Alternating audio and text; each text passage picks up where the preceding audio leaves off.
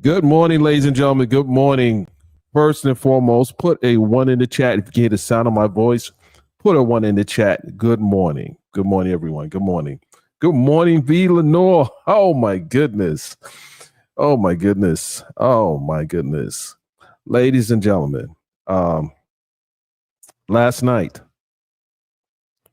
probably around 2:30, 3 in the morning, I got a notification. Okay, hold on a second here. Hold on, guys. Hold on. Let's see here. All right, let me get on screen. Good morning, everyone. Good morning. Okay, here we go. So last night, around 2:33 in the morning, I got a notification. Someone said, "Mr. Byron, why are you up at 2 and 3 in the morning?" That's another conversation. But in any event, I got a notification. I was getting notifications throughout the day after I did my last live. And a lot of you were on the live and were leaving comments and sending messages and everything. But it was interesting. Around 2:33 in the morning, I get a notification. And I go to my a YouTube notification. So I go to the YouTube. And I noticed the video that was done yesterday, the live was done yesterday, it was gone. It said it was gone. Never had a video taken down. Never. So I was wondering, what the heck happened? Let's just say some people weren't happy about that video. And part of it's my fault, and I'll tell you why. And you guys know there was a little glitch in the video as I was going through the documents. It was something that was shown but that situation was fixed, but it wasn't fixed last night when I ended the live. So it was a address that was purported to be that of Shirley Strawberry. And while I attempted to not show that, it was shown in any event. It came on the screen. Uh, and I was wondering, I said, wait a minute. Well, was Mr. Nesto up late as well, filing complaints? Or was it Ponytail? Or was it, you know who? We're not gonna say that person's name. But in any event, without me looking at the email that was sent to me, I immediately took action. I took action. I wasn't playing around. I was going to say, wait till 9 o'clock in the morning to address this. No, I got up and I said, okay, let me see what this is all about. So it was the screenshot of her address. It was a screenshot because it's never happened before. And you guys know I'm very careful and cautious and respectful of people's right to privacy. And her address should never had ended up on the internet, even though it was a public filing. It could have been redacted, like the phone numbers and so forth was redacted, but that didn't happen. In any event, the video was taken down, and I edited that part out of the video. And then I had an opportunity to analyze the document a little further and think about what was happening during that time when the application was being filed. It was during the pandemic. So that explained why the electronic signature was necessary, because people wasn't coming in. They may have used the ruse and say, because of COVID, she can't come in. But this happened during the pandemic. Because I was wondering, when you have such a high-ticketed item being purchased from a car dealership, you need to come in with your identification. You need to come in with your documents. You need to come in with, you don't have to come in with your credit references, but you need to come in with more than just money. Because it was cash that was put down. It was cash. It wasn't a check. It was cash. And that should have raised a flag with the dealership. And we're not going into the dealership right now. I do question the way that transaction went down, because I bought many cars. And that didn't pass the smell test, to say the least. So hold on, guys. Hold on one second. So this tells me, and I'm not a conspiracy theorist, but that video was getting a lot of traction, a lot of comments and everything. So I'm saying, wait a minute. Someone was up late contemplating. But since YouTube has provided me with the actual mark where the problem occurred. But I took it a step further. I've sent an email to the prosecution's office, letting them know that I give them full consent to pull any information pertaining to my YouTube channel and any complaints made against the channel. And I'll tell you why I did this. Because this is a RICO case. And if anyone is attempting to silence the reporting of this, that is a part of the case, they should know that. So I have nothing to hide. They should know that. So they have the right and permission from me to do a subpoena to find out who was the individual that made that harassment or whatever complaint. And I did it only because I just think it's just right. I think the playing field should be leveled. So we don't play those games. And some of you might play those games, but we don't play those games. So, this is so Mr. Will Wooten, Ken, and also Mr. Hoover. If someone's playing games with, and I noticed a few channels that went down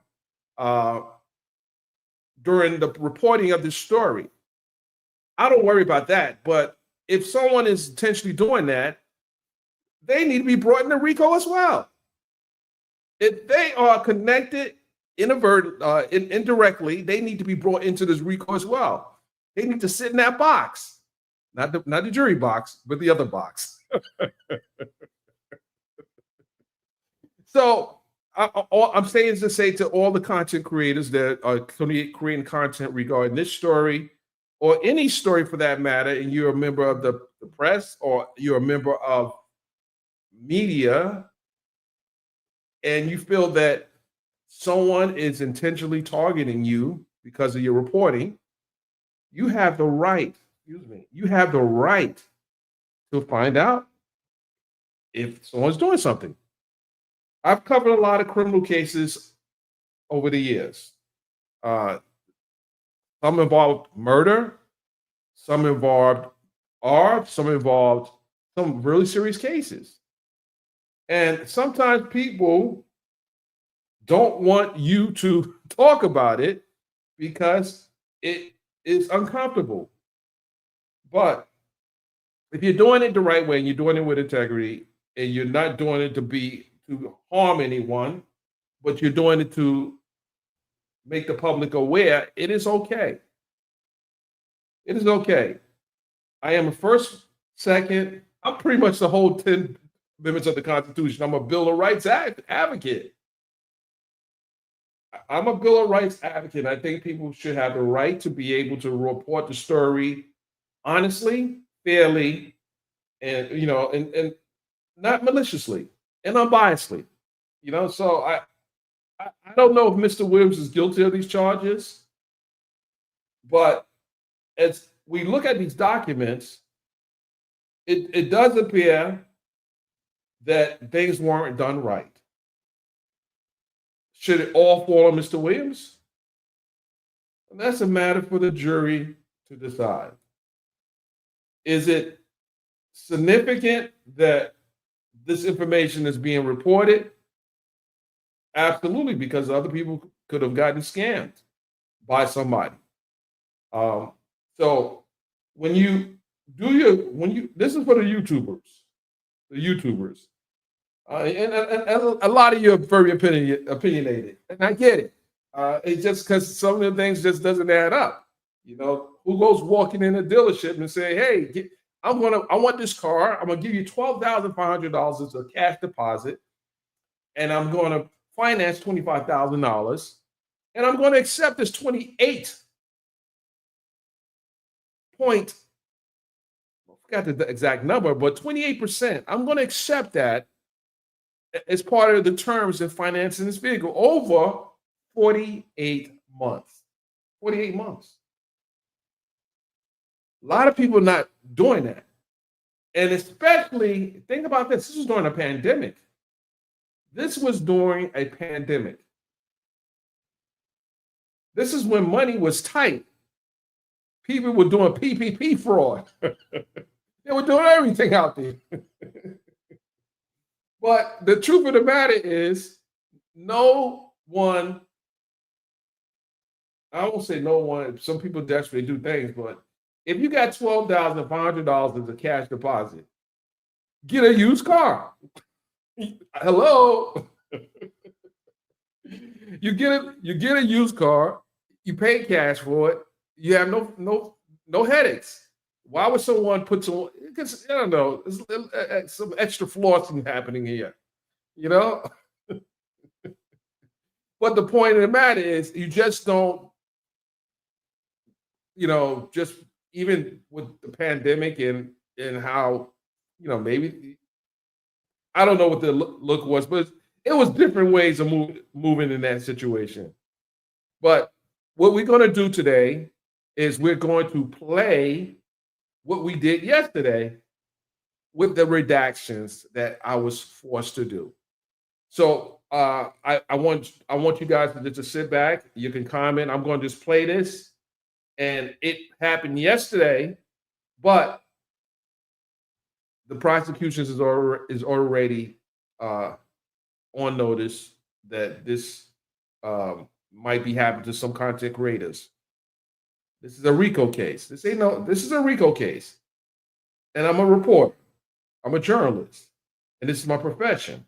So we will go to the lengths necessary to make sure the First Amendment is protected and the story is out there. No different than I would do this for any case that I cover, from the YSL to Tyrese to OJ to Diddy to R. Kelly. No different. No different. So with that said, ladies and gentlemen, we're going to roll the tape. Leave your comments. Those who didn't cover it yesterday or watch it yesterday, you can do so today.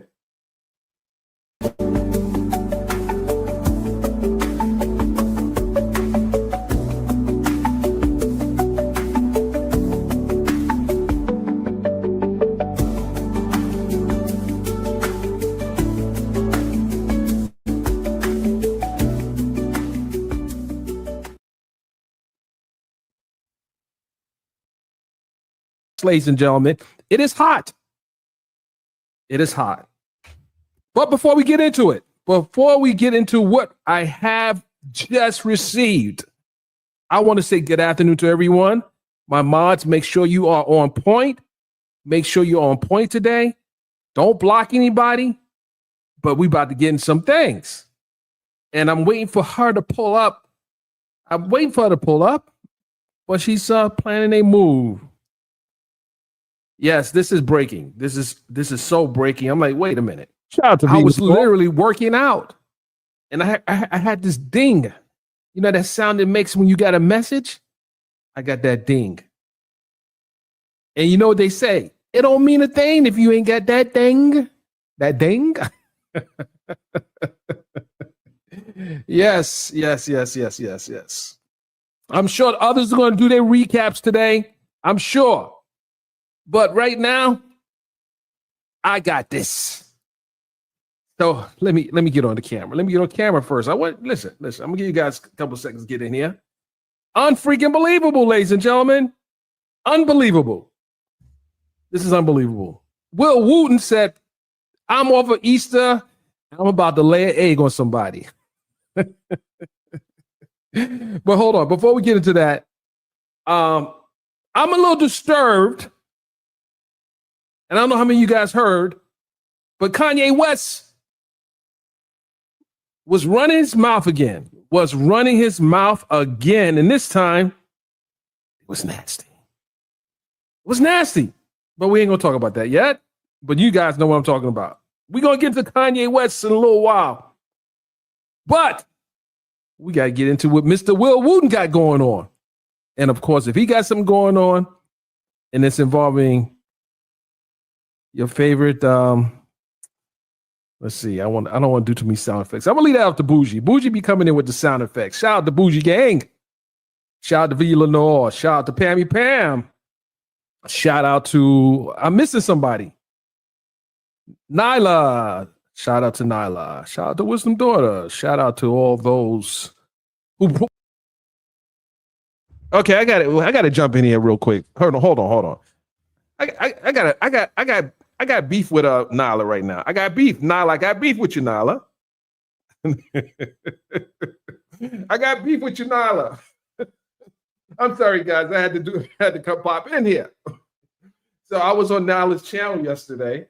For those who know Nyla, she has another channel. So she said, Mr. Byron, don't be going out and being messy now. You're trying to fight nobody. You're not in the same shape you were years ago. What Nyla doesn't understand is, unlike a lot of people, I take my body seriously. Like literally, I'm not doing it on live all the time, but I work out a lot. I'm probably in better shape than a lot of young people. And I'm almost sure of that. And to test that theory out, I'm going to host a private membership only. This is for members only. We're going to do a live membership only workout session, but you guys have to be on camera to participate. And I want to see who falls out in my warm up. I want to see, and this is for the, I'll make it nice, from the 40s to the 60s, maybe 30s. Because I played basketball with a 24-year-old last year, and I beat him. This is a 24-year-old. So I'm gonna keep it open a little bit. 30, they probably can hang with me, but I'm gonna do this for I'm gonna put the announcement up, and it's just for members. I want you to turn your cameras on. No playing. We don't want, listen, I want your cameras on. I want to be able to see that you guys are not cheating on the PT, the physical training. And it's just the warm-up. If you keep up with the warm-up, I got a special gift for you. So, Nyla, you're invited. She told me she studied a little Taekwondo. We're going to be doing some kicking and all that good stuff. We have some fun. But this is for those who say, oh, you're too old to be fighting and all. Are you too old to defend yourself? That's the bigger question. Are you too old to defend yourself? With that said, ladies and gentlemen, let's get back to the video. Okay, so I got to pull up Nyla's new channel. So I want to drop it, but she definitely has a new channel. I pulled up, but it's almost like a sentence, like the channel. She's being very strategic about it, I think. But I'm not really beefing with her, but she got to pull up now. She has called me out. I promise you, you're going to break a sweat. You are going to break a sweat.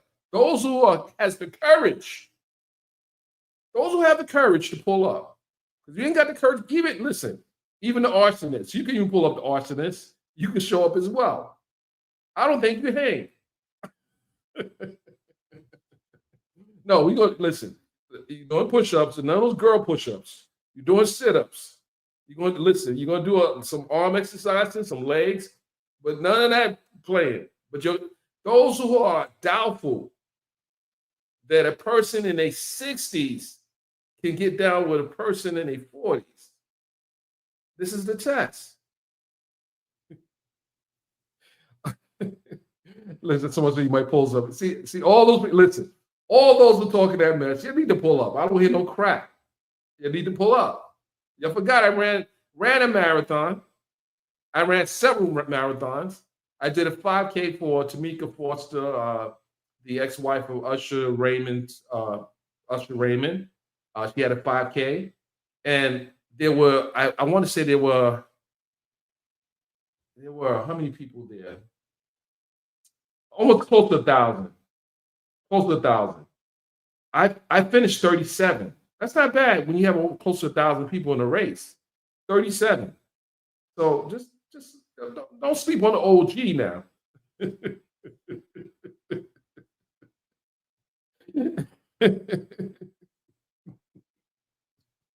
With that said, ladies and gentlemen, and listen, even she can come. She's out here trying to do all these little videos.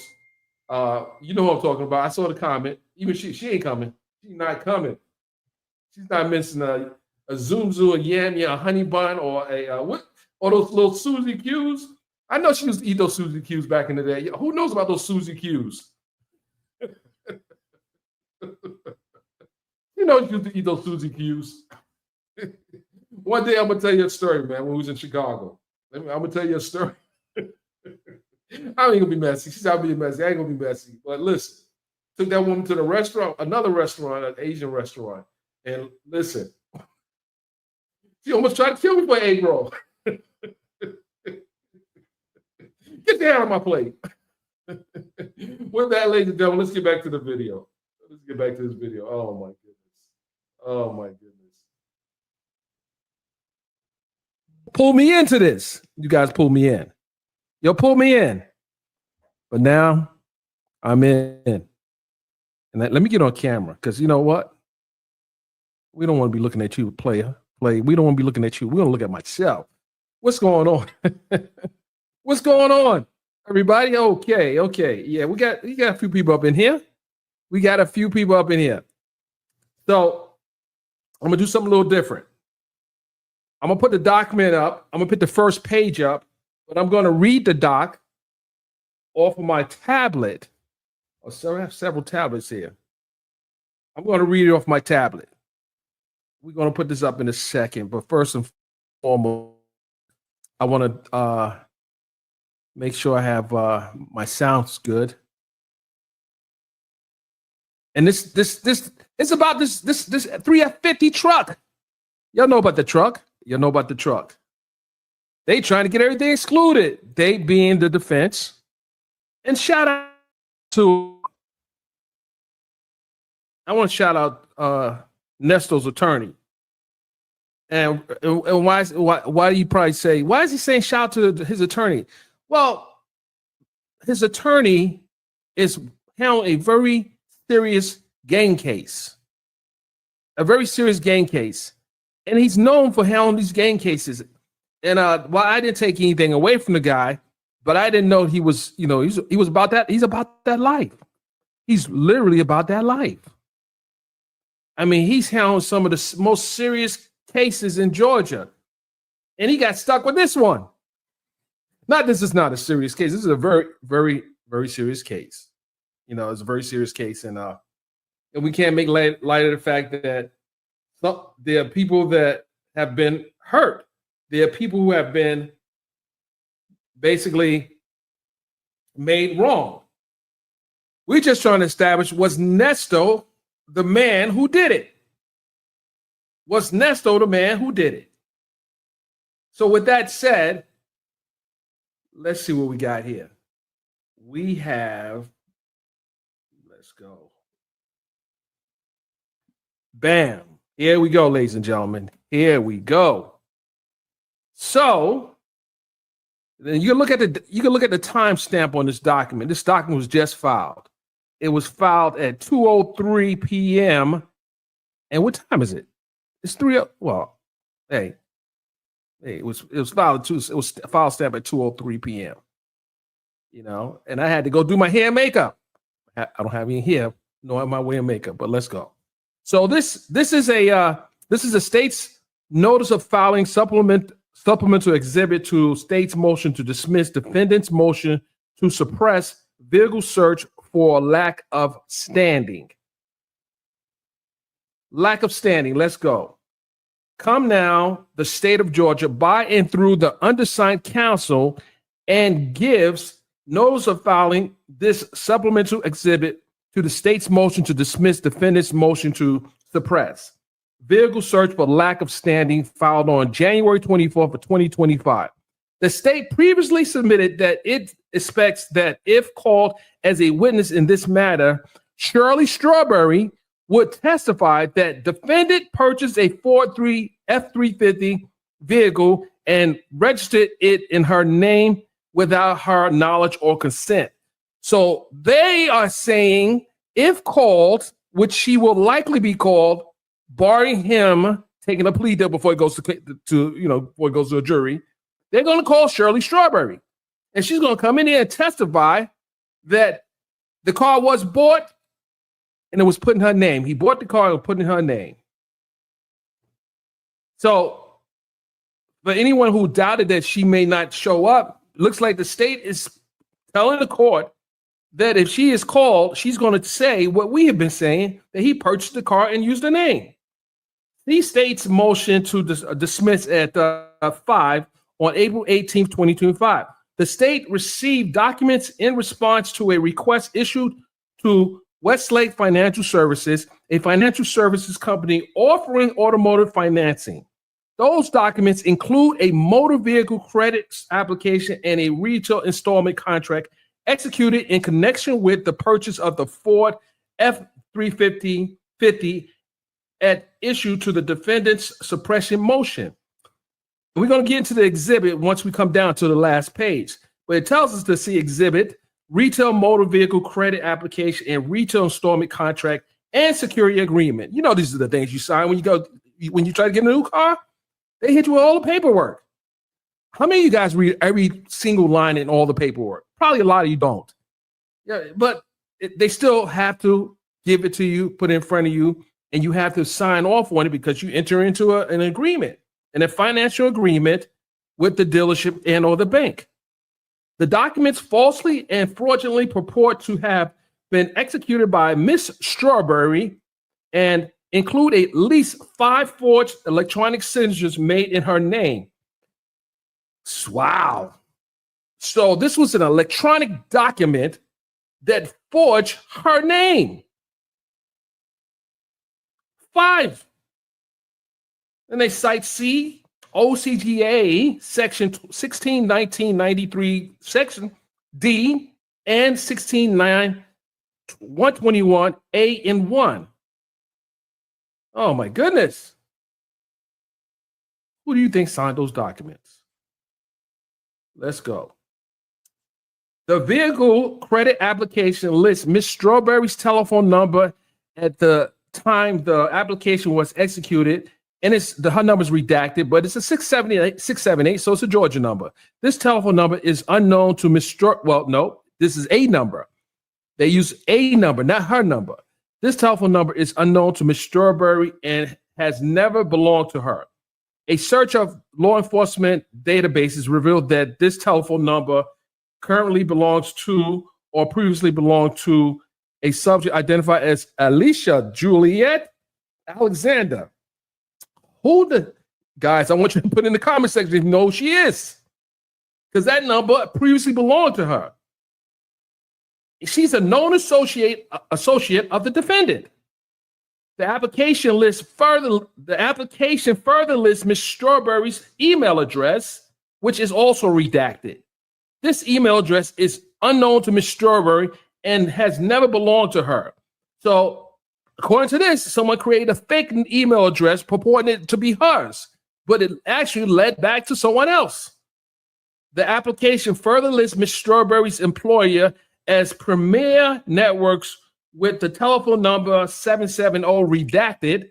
A search of the law enforcement database indicates that this telephone number is not associated with Premier Networks. Okay, so another bogue. When I say bogue, I say another bogus number. Why do people try to call me when they know I'm online? Why do you do that? Guys, hold on a second here. I got phones all over the place. Going crazy. Okay, here we go. A search of law enforcement database indicates this telephone number is not associated with Premier Networks. Moreover, Premier Network is headquartered in Sherman Oaks, California, and presumably would not use a telephone number with a 770 area code. I tell you guys, they didn't really cover they didn't cover their bases. I mean, you couldn't get a 213 or 818, which serves the Atlanta metropolitan area. So someone allegedly commits a fraud. They use a real company on the West Coast, but uses a 770 number, which is an Atlanta-based number. But the company doesn't have business in Atlanta, which is another red flag. So they were going loose and wild. The application further lists a subject identified as Carlos Lamont as Miss Strawberry's nearest relative. Okay, so they had to provide some names on the credit app. We need to make sure if we need to come repo this car, we need to go to Carlos or whoever else is listed as someone that we can go and pull up on you. The application describes Carlos Lamont as a friend. Why does that name sound familiar? Carlos Lamont. Wait a minute. Okay, you guys know who that is. As a friend and lists Carlos Lamont's telephone number as a 424. 424, is that Baltimore? I don't know. You guys tell me what the 424 is. A search of law enforcement databases reveals that this telephone number currently belongs to or previously belonged to a subject identified as Earl Lamont Dunbar. Earl Lamont Dunbar. I don't know who that is. Maybe you guys know who that is, but we're going to get into that. A known associate of the defendant. So right now, this yellow brick road is leading back to the defendant, Ernest Williams.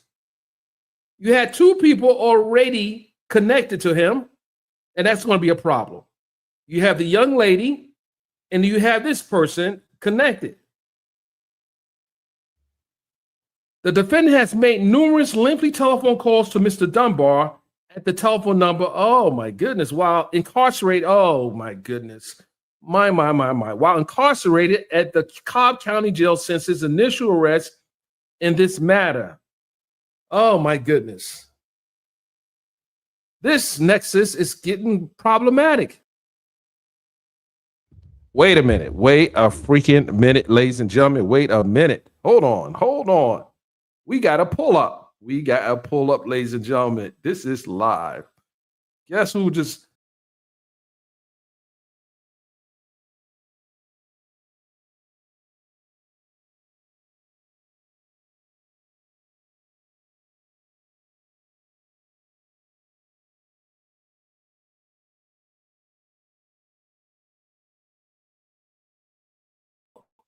I'm back.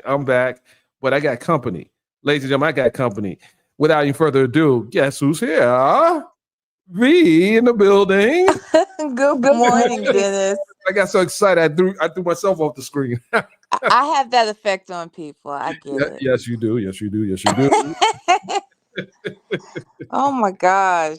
Man, I tell you, we had to run it back. You know, I know yesterday it was kind of hectic. You were trying to get on yesterday, and yeah, it was definitely it was crazy. And then I had something else going on. But how are you doing? I'm doing okay. I am, just you know what I got going on. I'm just kind of Yeah. transitioning and but at the same time trying to stay engaged with what's going on out here. And when I saw this yesterday, I was like, oh, sookie. It's starting to get hot around here. Man, And Mr. Luke said, he said, listen, oh, they just playing with you. So y'all think you're just going to walk up in here in this courtroom and ask this judge to suppress things, and you don't know what we really have. mm-hmm. You don't know what we really. And what do you think about him being on the tablet talking to one of the people on the credit app? Right. Well, here's the thing. Let's talk about this car just real quick. And I've heard people saying different things or having some questions around how you could purchase a car and then not be, and they not identify the actual person, and they're delivering cars to people, or someone's picking up a car and the person doesn't know. This is my thoughts around it. I really do feel like there's a chance that Shirley did not know that this car had been purchased in her name. And it sounds like he went about, maybe not necessarily him directly, but he has people around him that knew how to set up a whole profile for Shirley using her social and creating an email address and a phone number and all of these things. And the fact that you brought up the fact that it was during the pandemic, I could see this happening. I'm sure Shirley ain't the first. And I could definitely see it happening when you're dealing with someone like Nesto. If they can go and try to allegedly try to steal people's homes, surely they could purchase cars. And with him being the husband, he probably was able to work some things around that. Who knows? Who knows if somebody doesn't even have an ID or something? Who knows? But I don't think it's crazy that Shirley would not necessarily know when it came to Nesto and his business dealings. I mean, it's plausible for me to believe that he could have did whatever he did to get the car, and remember, she's a working media professional, and she's in the office working while he's running around. Yeah, we saw that body cam that the detective Sainsbury detective brought to the court, where you can see he was running around checking out houses while she's doing what she does on her job. I haven't seen any video yet where she's walking on to some of these properties with him. So it's very plausible that she didn't know, but she assumed that maybe the car was in his name, or riding around in a big car. The money obviously it was paid by cash. So here's the problem here: if the money was paid by cash, then someone would have had to physically walk in to deliver the cash. Well, it wasn't paid You mean they had a down payment? Because I thought it was financed through. Well, it was a $12,500 was paid by cash, not a check. Or do they put in, let's see, do they put, no, they put check. Like, why buy my cars? I pay by check. So, Yeah. so 12,500, because they would eventually have to, during the trial, they would probably pull, if it was pulled from her account, then they would have to show the withdrawals from the bank statement. We haven't seen that yet. Well, and here's the thing, if she had, look, I agree with exactly what None Your Business said. If Shirley knew there would have been no reason for them to use the miscellaneous phone number and email address, Mhm. like they created all that to take her out of the loop, Right. and so that somebody else can, whether that's him or somebody who worked with him, pretended to be Shirley in this process. If they will pretend to be attorneys Yep. around here, what makes anybody think that he can't get somebody to pretend to be his wife? Yep. And I bet that happened often. You know what I mean? I bet more often than sure. Now here's the other thing I've heard people say. Well, Shirley, she had to know or figured out that this car was in her name. Maybe she did, maybe she didn't. I don't know if she knew that. Someone mentioned that when the car or the truck was towed, he told her she's the only one that could get it. I would think that, and people said, well, when he said that, that means that she knew her name was on it. No, I would have thought that because I'm your wife, I'm the only person that could get it. You know what I'm saying? Like, I feel like Shirley could have been in the dark the whole time. Right. Who knows if Shirley knew Right. at any point that it was in her name? She knew he had a truck, but that doesn't mean she knew it was in her name.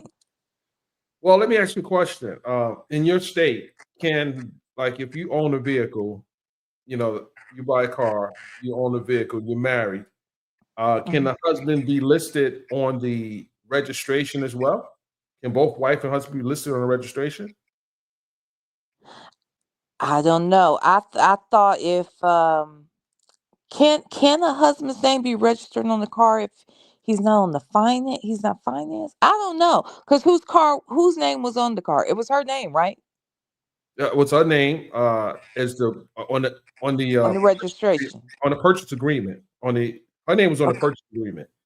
Now, Okay. it's no different than I have a car in my business. uh, who else is going to be listed under that? And I have MMPD finance, and she would know better than most of us. Hmm. Can two people be listed on a registration of a vehicle, husband and wife? And this is for But MMPD finance. but here's the thing. Okay, and I definitely will look forward to that answer. But my question would be, if he's not on the financing, I think, isn't it the person whoever's financing the car? Because the car could be financed, but by a husband and wife, right? So Mhm. that would mean the husband and wife would be on the car. But if only one person is getting financed, I thought that's the only person whose name could be registered. Oh, yes, and both has to be on the loan. So yes, okay, so I'm correct. If he's not on the loan, he's not going to be on the registration. Mm, mm. Right.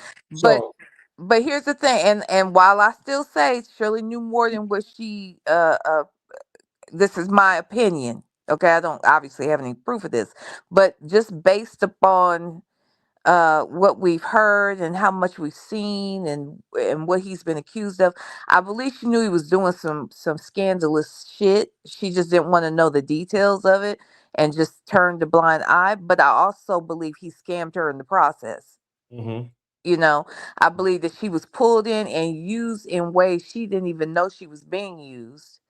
And I I think that where this car is concerned, I'm sure there were other, who knows if there weren't other vehicles at some point that he used her name. I mean, I guess they would have brought that up though, huh? They probably would Yeah, have. yeah, by now, absolutely. Yeah, they But would have brought that this up. is But probably a one-off. The other part to this is you use even using an out-of-state business with a Georgia number. And but yeah. Here's the problem with the dealership. They they sound a little sketchy. To me, they sound a little sketchy as well. Like, Oh, trust and believe he did this mess with people he knew he could do it with. hmm Yeah, and when I say that, I don't mean just the people who are over here pretending to be whomever and filling out the applications. I'm talking about they went to dealerships, they went to finance companies, they went to people, salespersons that know about how they do underhanded stuff. And with it being a pandemic, they were desperate to sell stuff. hmm hmm You know, hmm there's a level of desperation. A lot of these businesses thought they were going to go under, and many did. So I'm sure that Nesto was connected to somebody at that dealership or with the finance people or whomever, and that's why they went that route with it. and here's the thing: in the documents, there are indemnification clauses all throughout these finance documents. So the dealership is indemnified for any wrongdoing on the paperwork. So they may have knew the paperwork was sketchy, but they said Mhm. if they stupid enough to sign off on it, we're gonna take your 12,500, and if Mhm. you kick back from the bank, then that's on them, not on us. Mhm. So Mhm. I do believe that and I can't prove this, but I would say that if someone scrutinized the paper from an accounting background in an auditor's perspective, I'm going to be auditing the contracts, every one of them that comes through the dealership, so it won't get bounced back from the bank. Mhm. So check and balance, check and balance, check and balance. This Mhm. didn't do that for whatever reason, and it only came to light after this case dropped. Mhm. Mhm. Yeah, because they since they were doing the digging. Yeah, I think that. Oh, here's another thing people brought up. You remember when I don't, you may or may I not got have. feedback. Hold on. Go ahead. Okay, Go ahead. You can I talk. was gonna say you may or may not be aware of this, but there was a phone call where I want to say it was Lamont. Somebody was talking to Nesto, and he was explaining how she needs to. Well, I guess they mentioned that they had spoken to, maybe it was Dion, that he had spoken to Shirley, and they were talking about that truck, and that Shirley was hoping to just sell the truck or something. And people said, see, she knew it was in her name. Another reason why they're saying she had to know it was in her name by that time. Maybe she did know by that time, but my thought is maybe she didn't know at that time. Maybe at the end of the day she thinks it's our truck, it's paid off, he's in jail, I have no transportation, and I don't want to drive a truck uh to work every day or wherever. So I'm thinking I want to sell it. I mean, I think that that makes sense. She's coming out of pocket for the attorney's fees. She's trying to figure out where she's going to be living. She's got a vehicle she doesn't even want. That's not hers because her vehicle was taken. So why would we just automatically assume that that means because she said she wants to sell this vehicle that that means she knew? You know what I'm saying? I don't know that that means that she absolutely knew that that truck was in her name even in that moment. She could have, but I don't know that. Was I think someone has made a point yesterday to say that if she knew, then they wouldn't have needed to use any bogus or fictitious people for paperwork. She could have just been Yeah, that person. So right. what she Yeah. knew after the fact is not really as relevant as when it Well, happened. people are saying that because she had to have known and she didn't do anything then, why do something now? That's I heard Sonya over there at Miss Thing's place yesterday and saying something like that. Like it why now? If she knew, if she found out it was in her name, like Sonya has a justification for everything. That's not going to fly with the jury. Yeah, like if she knew, why didn't she tell then? Why didn't she say something right away? None of it makes sense. Instead of addressing the fact that it was done, That It still happened. Whether she found out about it afterwards or didn't find out afterwards, the fact is it was done without her knowledge, and there's no reason for us to think she was involved in it because she would not have had to create all these numbers and emails, and then for the phone numbers to come back and be associated with his people. Like all of this is so clear that he misled everybody. He misled Shirley in this process. That those folks named are people that were associated and worked for him. okay. So, ladies and gentlemen, make sure you're hitting the like button. Make sure you are supporting the platform, even the feedback, slight feedback. I don't know what that's due to. But in any event, I see you guys here watching. Make sure you're liking and make sure you're following both myself and V Lenore. So I agree with you, V. Whatever she found out after the fact, she could have been pissed off with him, whatever. Yes, Mm-hmm. and not come back on me because my name is Bennett and I'm not in it. Yep. You hold that, and he's Okay. holding it. And then here's the other thing. Yeah, there was who someone just said this in your chat. Oh darn, I just lost it. And they were talking about Dion.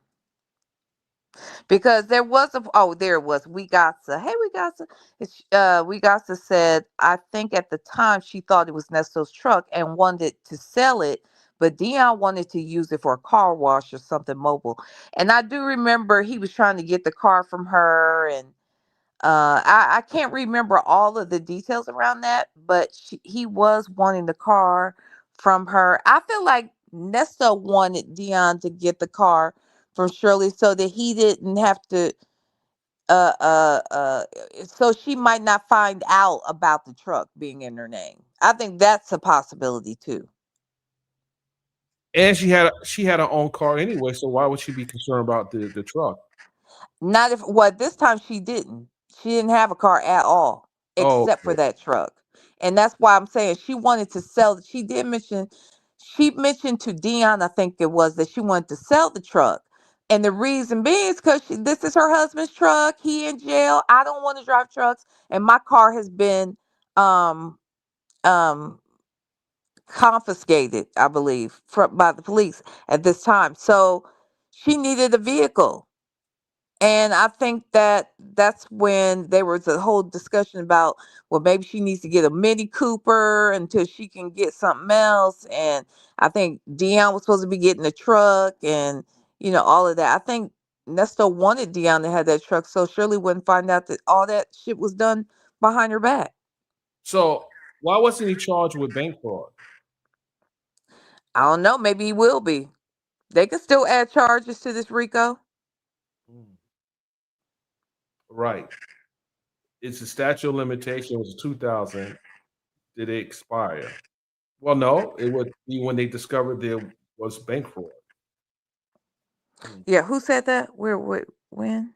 No, I'm saying in my head. When can they charge someone with a Well, crime? what is the statute of limitations for bank fraud? I don't know. I think it's in, Probably 5 to 10 years, something like that. no. It's 3 years. If it's It's state, three. I think it's three. But we'll check. I got to Google it and check. Well, think about it this way too. Well, he hadn't been charged. I don't know. I don't know. That's a good one. I can't believe it's only 3 years.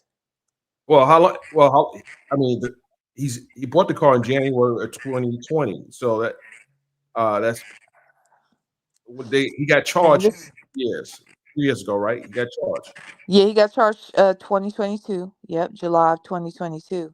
But I guess what I'm saying is, if he wasn't charged for bank fraud, I just think that if the statute of limitations isn't up, he that could be added easily. and then the dealership may have an issue too. So Right. They might want to press charges against him.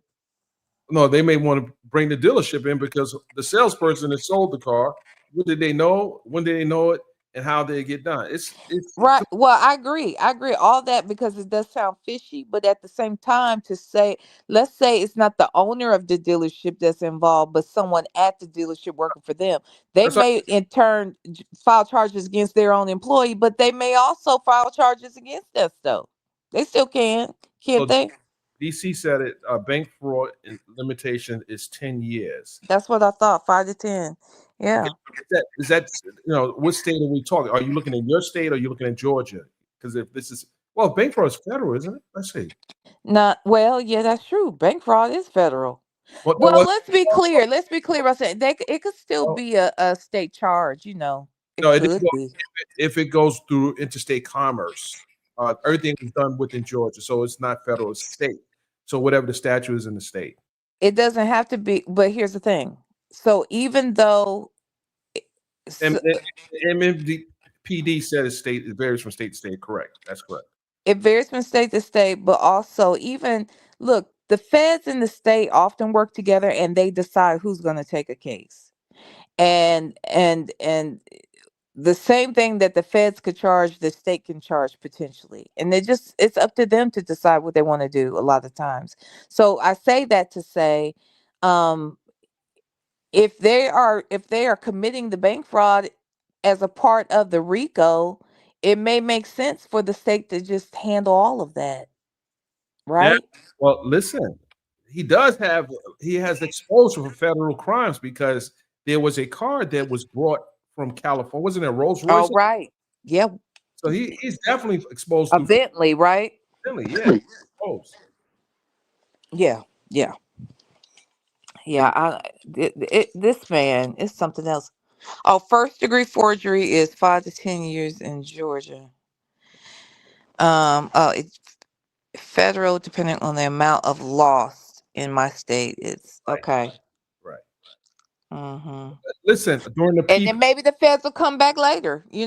They can come back behind too, though, at the same time. man, you don't want the Fulton County to reach out to one of those ASAs in Georgia and say, "Hey, listen, we got this guy here. We have a plethora of charges that we have against him. Hmm. You want to pick this guy up, and he's a repeated, recidivist, repeated offender, Hmm. and he might have a green card. You might just want to send him to El Salvador." Just kidding. Just kidding. Right. Ooh, Jesus. If they can send innocent people to El Salvador, they damn sure can send that stuff. Okay. And Trump talking about sending American citizens to out of the country. So I don't know what is He the sent that. He sent that one man over there and thought it basically sent him over there because they said he MSN. was a felon, and yeah, and he wasn't a citizen, when in fact he was a citizen and had no criminal background, and they still aren't coming to go get him. They said they don't have to go get him. So like I said, if they'll send an innocent man to El Salvador, they definitely could send this nigga. Well, he's the Maryland man, but he's formerly an El Salvador citizen. He came here as an uh, asylum resident in Maryland. However, once He is a citizen. Go ahead. he's a resident, he has an F1 visa. Oh, If okay. if he is now taken out the country and taken over to El Salvador, there's no way to like America's not going to go back there and just bring them back from the country that they have a great relationship for. So, but this is a dangerous path that we're going down with this administration when Yeah. they're testing the waters with this guy, and they're now putting in the press through their weekly pressers that we may want to just take some American citizens and send them up to El Salvador. It's just weird. Yep.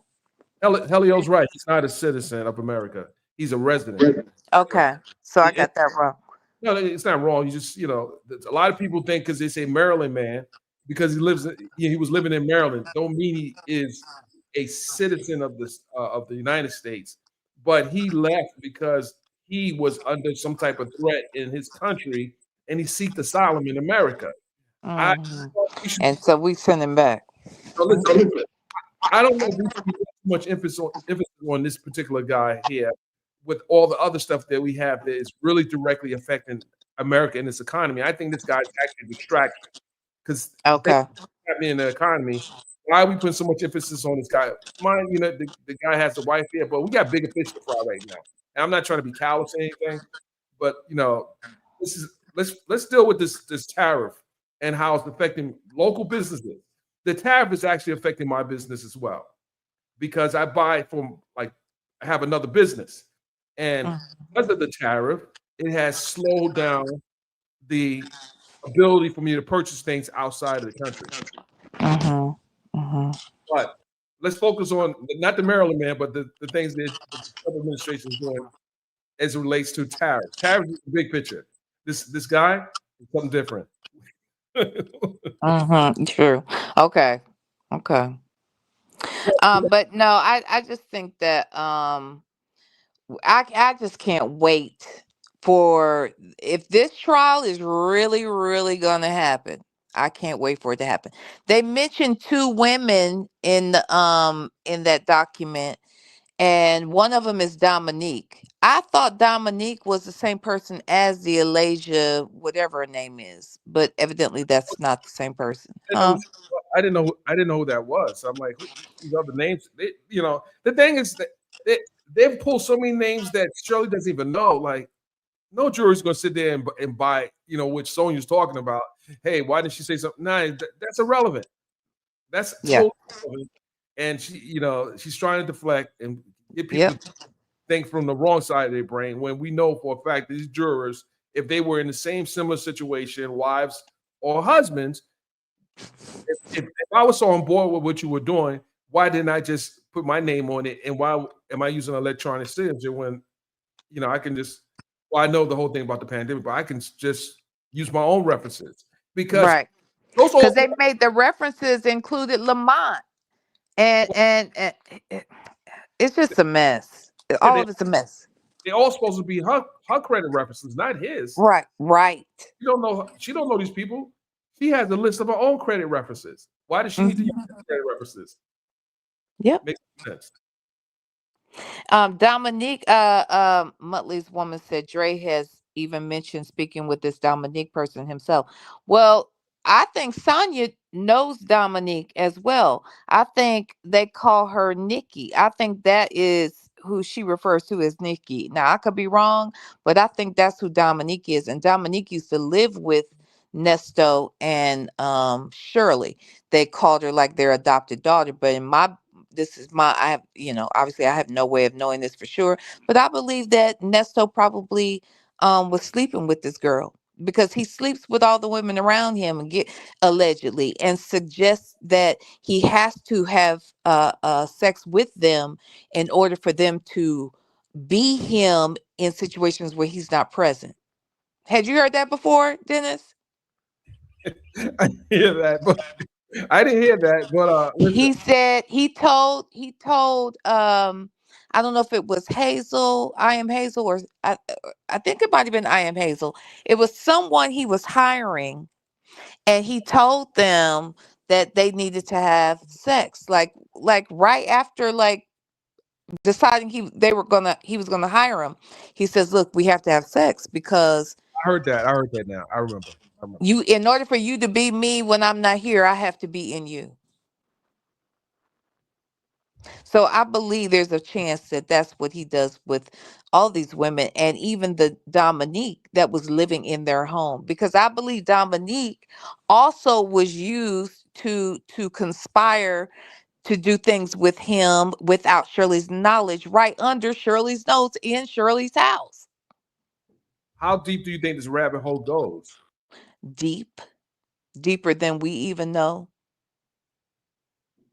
And the thing about it is, I think that, well, again, this is my opinion. Sh- Shirley knew something was going on. Now, she may not have known what was going on, but there's too much going on around this dude for you not to know something is going on. You got all these women around. He's got toys in his car. He doesn't live with you. It's just too much. Wait a minute. It's Wait. too much. What do you mean he doesn't live with her? They were not living together when he got arrested. He was staying in a hotel or in an RV, um, and she was staying with a friend. So even when she got like they had been staying apart since March of 2022. He was staying in the RV, staying in hotels, that sort of thing. And then 2 days before, though, they that's why Sonya keeps saying they were separated. They weren't together. They weren't together. Well, Shirley says that they were separated in her court filings for a divorce.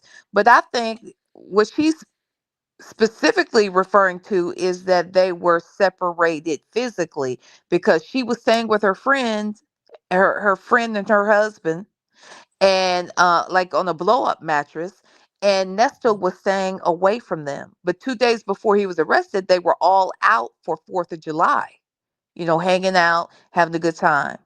Sonya says that was all for appearances. But How did she know? how could it be right? How could it be for appearances when she's still paying his bills? They're still planning where they're going to be for Thanksgiving in 2022.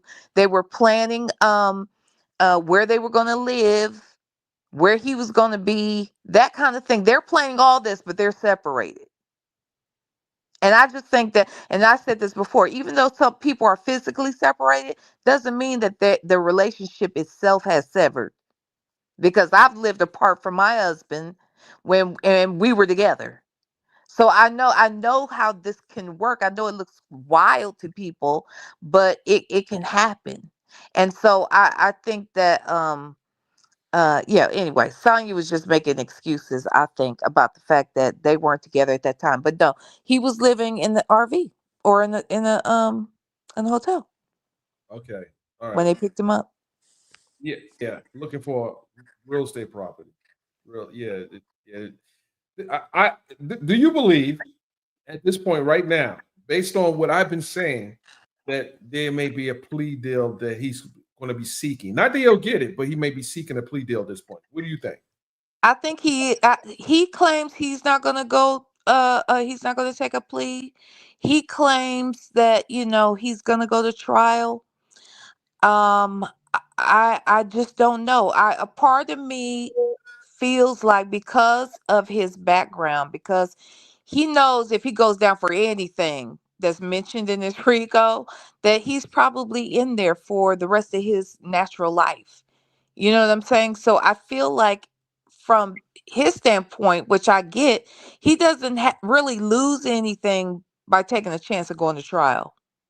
He, Because there's that, I think he may roll the dice thinking, well, I have at least a chance that they might find me not guilty, or there could be a mistrial or something like that. There's that chance. But the if he were to uh, uh, admit guilt to anything, he's probably still gonna be in there until he dies. He's 60. He says he's not in the best health, and he may not live past 75 in jail. So I think he wants to take his chance.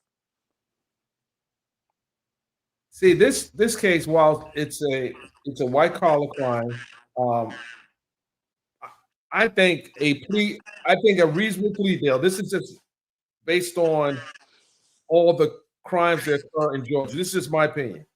A Mhm. 5 plea to this case, 5 years, consolidated. Don't have to crank up the jury. You go ahead and take ownership and admit that you've done this. I think a 5 year plea deal for this case, not any other case. This case here would be feasible, just based. Mhm. He sat there. No one was killed or hurt in this. It's a nonviolent. A 5 year plea deal, even with his situation as it stands. 5 years, I think, is reasonable. And, and while They people, are not gonna let this man off on no 5 years. Oh, I've seen people get less time for murder.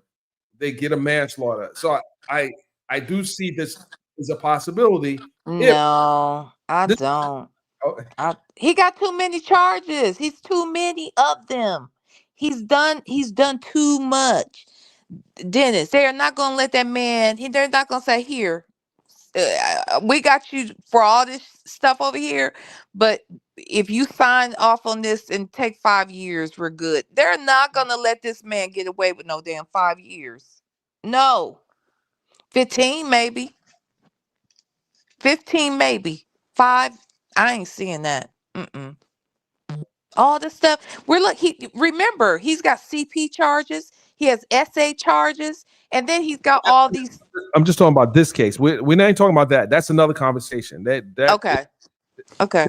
This case. So, well, all that theft, all that fraud we're talking about, that's a lot. We're talking about four different. Wait, how many women are we talking about? At least three different women. I don't see it. And a man.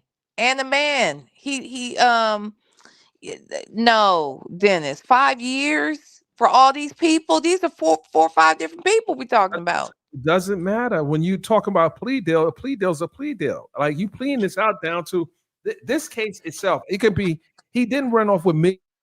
He didn't run off with millions of dollars. No, he ran off with 8 million. They say it's up to it's between 700 and $1 million. Even listen, I would tell you, listen. I've seen people like that have even more bigger charges than this get nothing because this is again it's a white collar crime. This here, even being a repeat offender, they're gonna take in consideration his age. They're gonna take in consideration what is the threat factor of putting him back on the street. Now he got to His deal. family doesn't even trust him. His family said, "Please don't free him." So you're saying what chance if he goes back on the street? Do you don't understand how many more people will be in jeopardy because this is all he knows how to do and this is all he's going to do. He's not going to go get a job. He's going to need income. He doesn't have any real skills. He can't get his I doubt that he could even get his barber license at this point. So it makes what else can he do? So the society is safer with him locked up. And I understand you're saying that a plea deal is a plea deal, but the reason why I'm bringing up different people is because we're talking about different cases. You can get a plea deal for each one of them, but he's not going to get a year for each one. I don't believe that. Follow me for a second. Just follow me. And this is going to go into the psyche of negotiating any plea deal. It's what they got going on the other prosecution office, not just this one. There's another case that is still that case hasn't even been indicted. But I'm saying this one right here. Okay, you take the plea on this. Now you got to go. But on this, when you say on this, you understand this is involving multiple people and multiple charges. It's not just one thing. It's multiple people, multiple charges. Let me say it this way.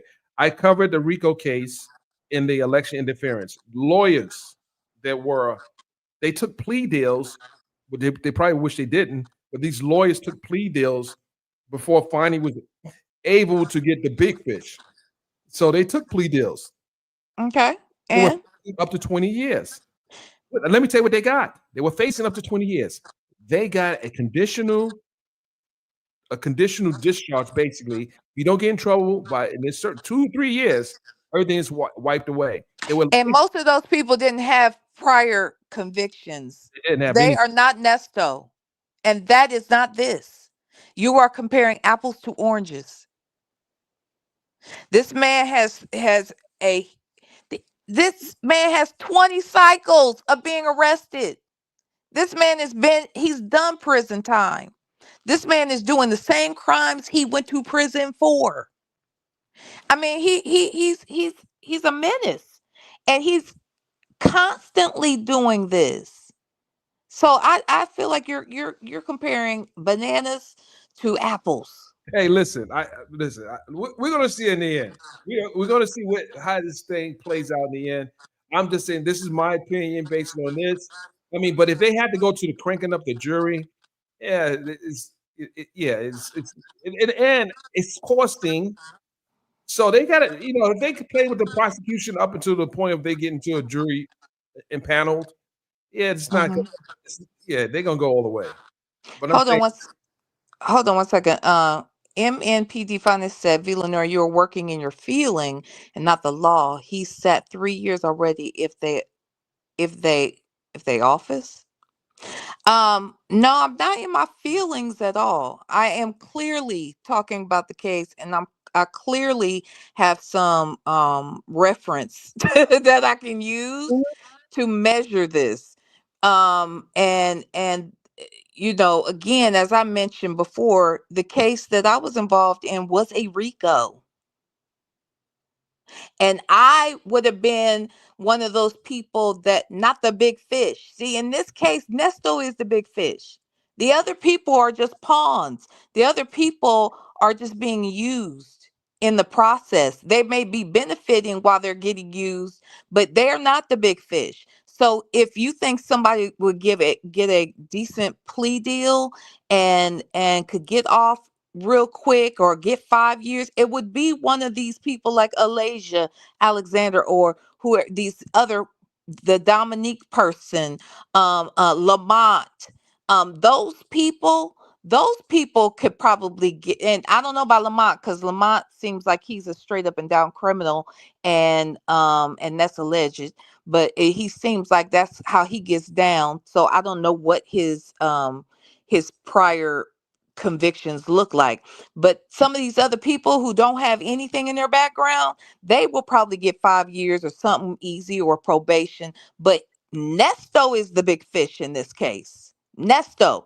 So when you bring up the Trump case, Dennis, those people that got the plea deals, that's all the people that's being mentioned in the case that were used, like a Erica and all those folks. But Trump is the big fish, right? Well, Nesto is the big fish here. This guy don't. I know. I get it. I get it. But we'll have to see. I don't. This guy, even the 5 years, 5 years on top of what he's done already. Well, give him a 10-year sentence. You don't see a 10-year sentence? A 10-year. You don't think a 10-year sentence is plausible? I think 15. Mm. And 15 for Nesto is death. That's life for him. He's 60. He had a mediocre stroke and a whack ass kidney. So he says. So I don't think he'll make it to 75, honestly. Well, interesting you say that, because in the Constitution, Mm-hmm. is a clause called cruel and unusual punishment. And Mm-hmm. if these things can be proven that I'm not saying he's on his deathbed, but he's not going to survive in jail. Oh, Judges, let me get my point.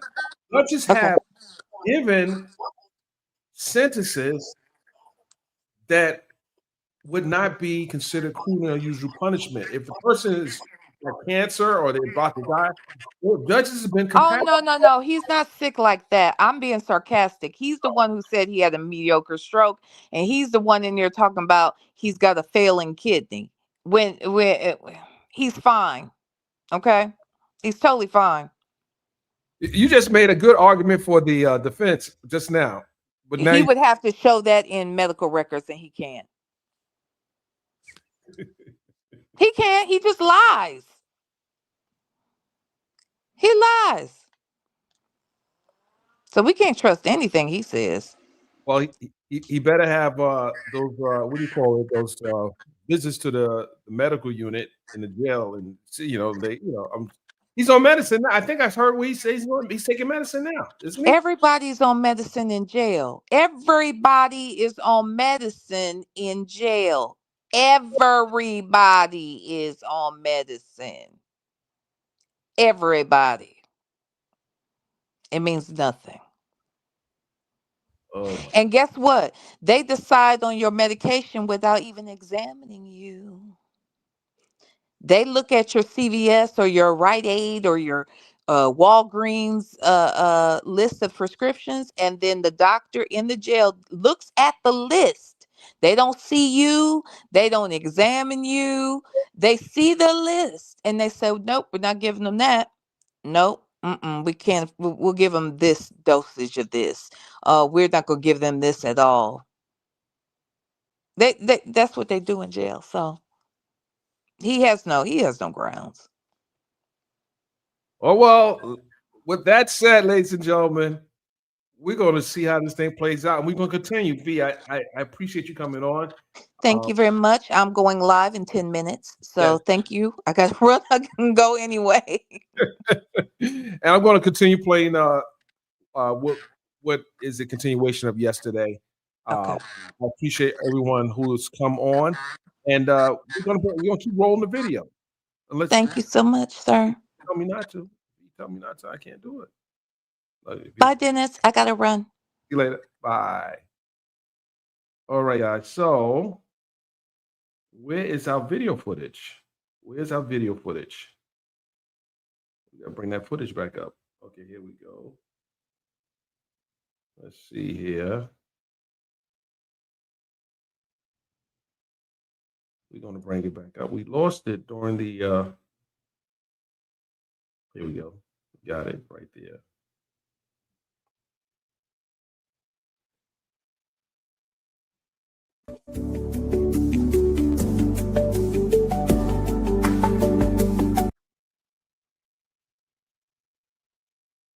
We'll take it back to about right here. And I'm gonna get off screen because I don't want you seeing doubles. The application further lists Miss Strawberry's email address, which is also redacted. This email address is unknown to Miss Strawberry and has never belonged to her. So, according to this, someone created a fake email address purporting it to be hers, but it actually led back to someone else. The application further lists Miss Strawberry's employer as Premier Networks with the telephone number 770 redacted.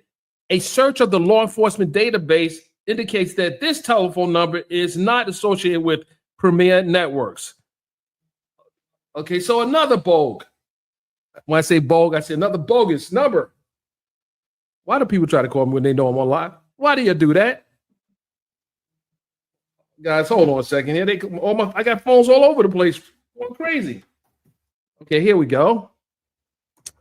A search of law enforcement database indicates this telephone number is not associated with Premier Networks. Moreover, Premier Network is headquartered in Sherman Oaks, California, and presumably would not use a telephone number with a 770 area code. I tell you guys, they didn't really cover they didn't cover their bases. I mean, you couldn't get a 213, 818, which serves the Atlanta metropolitan area. So someone allegedly commits a fraud. They use a real company on the West Coast, but uses a 770 number, which is an Atlanta-based number. But the company doesn't have business in Atlanta, which is another red flag. So they were going loose and wild. The application further lists a subject identified as Carlos Lamont as Miss Strawberry's nearest relative. Okay, so they had to provide some names on the credit app. We need to make sure if we need to come repo this car, we need to go to Carlos or whoever else is listed as someone that we can go and pull up on you. The application describes Carlos Lamont as a friend. Why does that name sound familiar? Carlos Lamont. Wait a minute.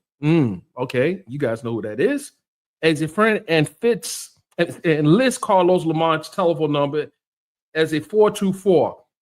424, is that Baltimore? I don't know. You guys tell me what the 424 is. A search of law enforcement databases reveals that this telephone number currently belongs to or previously belonged to a subject identified as Earl Lamont Dunbar. Earl Lamont Dunbar. I don't know who that is. Maybe you guys know who that is, but we're going to get into that. A known associate of the defendant. He said, okay, so right now, this yellow brick road is leading back to the defendant, Ernest Williams. You had two people already connected to him, and that's going to be a problem. You have the young lady, and you have this person connected. The defendant has made numerous lengthy telephone calls to Mr. Dunbar at the telephone number, oh my goodness, while incarcerated, oh my goodness, my. While incarcerated at the Cobb County Jail since his initial arrest in this matter. Oh my goodness. This nexus is getting problematic. So someone else, and you know who that person is. You've heard the phone calls. Finally, the application lists a subject identified as Falter Ellis as Ms. Strawberry's additional reference and lists Falter's telephone number as 404. A search of law enforcement databases reveals that this telephone number, currently belongs to or previously belonged to a subject identified as Jasmine Dominique Ellis, a known associate to the defendant. That is 3 people that is linked to Ernest Williams. Ms. Strawberry has no knowledge of any individual using the name Carlos Lamont or of any individual using the name Falter Ellis. So before I go to the next page, guys, why would he be contacting someone that he's calling from his jail phone, and they're going to put 2 and 2 together? That's Will Wooten did. He put 2 and 2 together and said, okay, well, there is the nexus right there. The connection.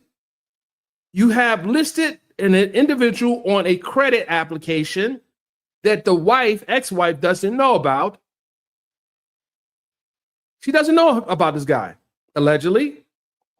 But then you're calling him while you're in jail. Clear connection. You can't distance yourself from that. The paper trail is papering.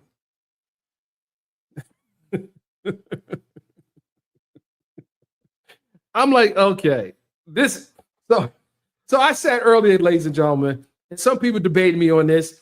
I said, this guy's gonna take a plea. I mean, as Mr. Will Wooten, you can woo, as he is revealing more details, it's making it more difficult in my mind for this case to move to a trial.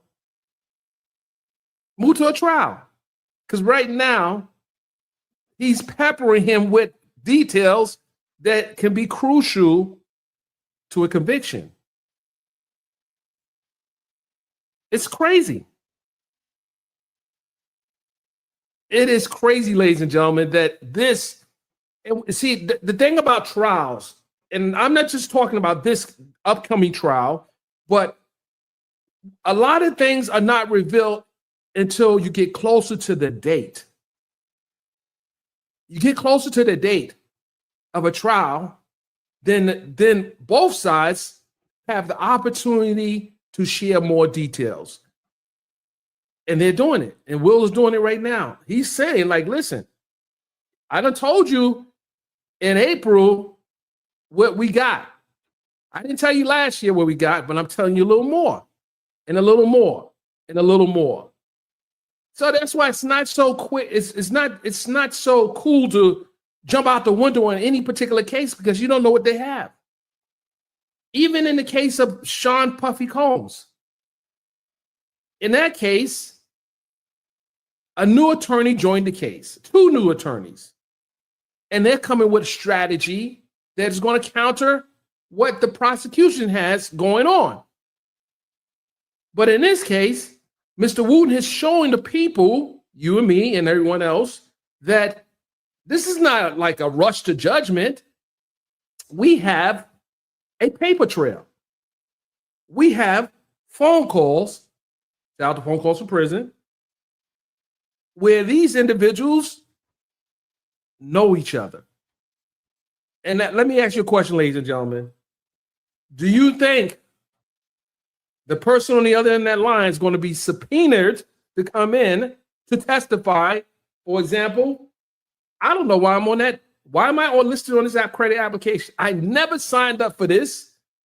That's my boy. Did he throw his boy under the bus by putting his name on the application? How much did his people know what he was doing with this car? Because we can't assume, because the man's name is on the application as a reference, that he knew what Mr. Williams had going on. We can't assume that. And I think would make sense, and I'm sure the subpoena is going out, to bring him to court. This is a RICO case. And either he's going to say, hey, I gave him permission to use my name on the application, or he's going to say, I don't know what the heck's going on. Okay, so I want to jump back on real quick. I want to jump back on real quick and talk about a case that many of you may have remembered in Georgia. There was a woman driving on Camp Creek Parkway. This is a case that goes back 14 years. I covered this case. She struck the car of another individual, killing 5 people.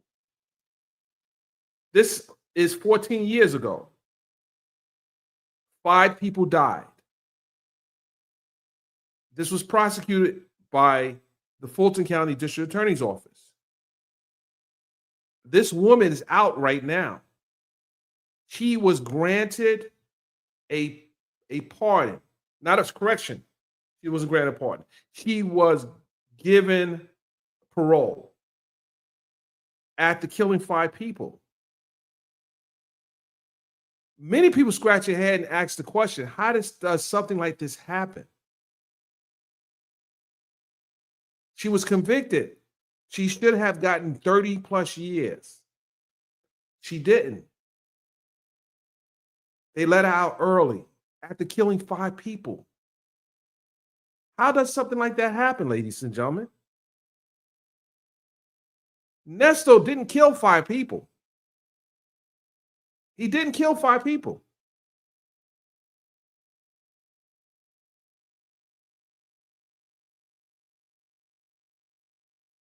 So when we say that the likelihood of a plea deal happening is slim, I'm not of that belief because I've seen a lot of weird stuff happen. I've seen a lot of weird stuff happen. I believe that woman still should be in jail. You killed 5 people recklessly. So I understand the prosecution may have a mountain of evidence to get a slam dunk, reverse back dunk, one-handed dunk, a alley-oop pass dunk, a behind the back crossed over dunk, but does it make financial sense? I don't know yet. Murder versus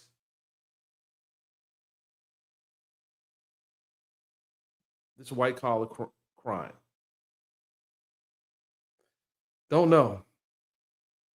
But I'm willing to entertain the argument.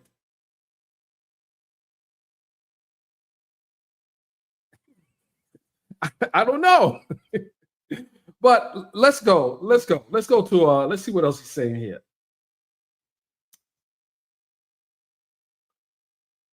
Let me get down to the next page here. Hold on, guys.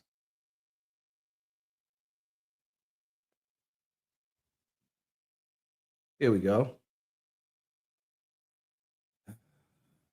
It is believed that Carlos Lamont and Falta Ellis are both fictitious persons who identifying information was fraudulently created and used by the defendant for the purpose of committing a crime or fraud in connection with the purchase of the Ford F-350 at issue in the defendant's suppression motion.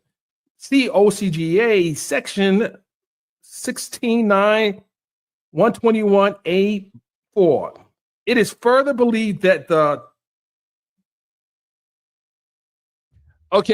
Miss HLS to you. That's not true. No one's blocked. Everyone's here and here to enjoy the content. No one's blocked. Give me a name of someone is blocked. No one's blocked. What are you saying? What are you doing? Don't do that.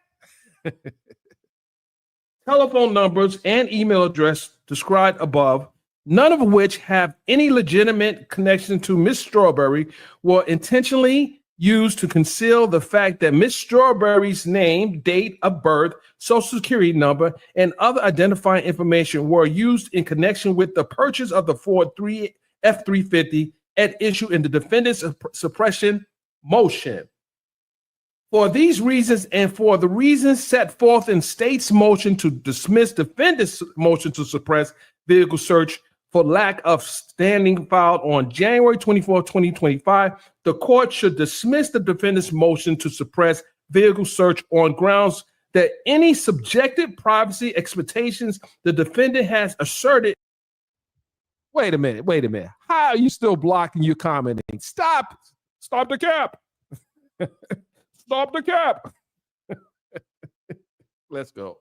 In the Ford F-350 at issue is not an expectation that society, that's you and me and everyone else watching, is prepared to accept as legitimate and objectively reasonable because the Ford F-350 was procured by fraud. As a result, the defendant lacks standing to challenge the search. Respectfully submitted this 21st day of April 2025.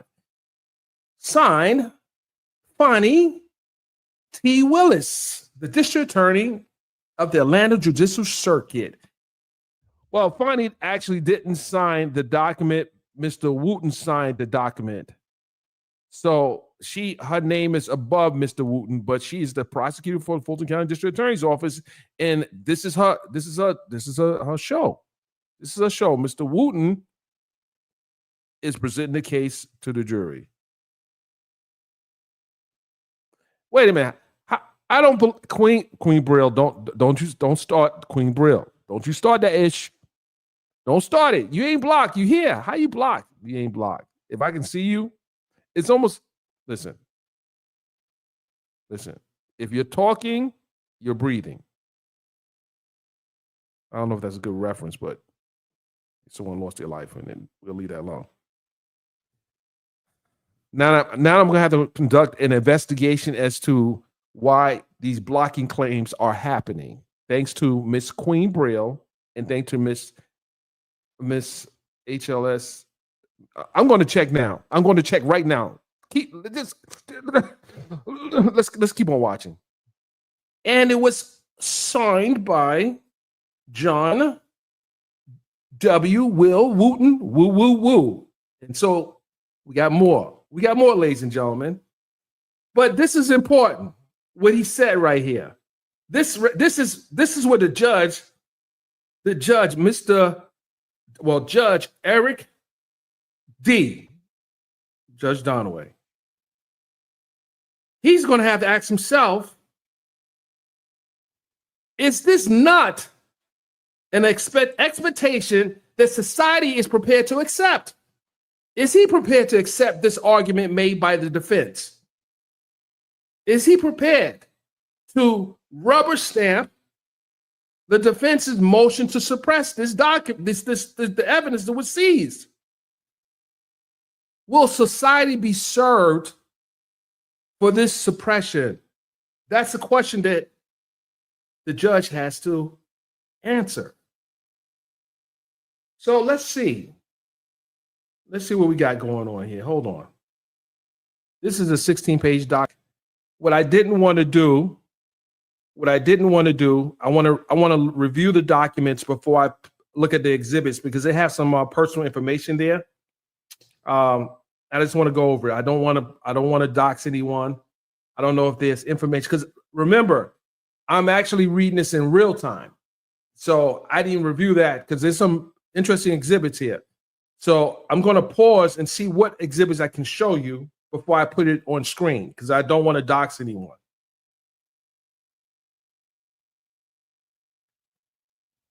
Because some people don't care. They'll just put anything out there. They'll put I just saw something there.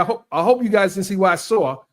But with that said, I need to be very careful on what I put out there because I know it's a public filing, but I don't want people stalking because they have certain people that like to pull up at people's place of business, their beauty salons, and record people that has nothing to do with this case. Had no value in it. You can't be that nosy to want to pull up someone's place of employment that is not listed in the indictment, is not a subject of the crime, but you're just pulling up at people's places and then you're recording them and you're just exposing private people for the sole purpose for clicks and views. We don't get down like that. So I have to be very careful in what I show you guys because people have the right to privacy. So bear with me. Let me just look at the documents on my own. Stand by.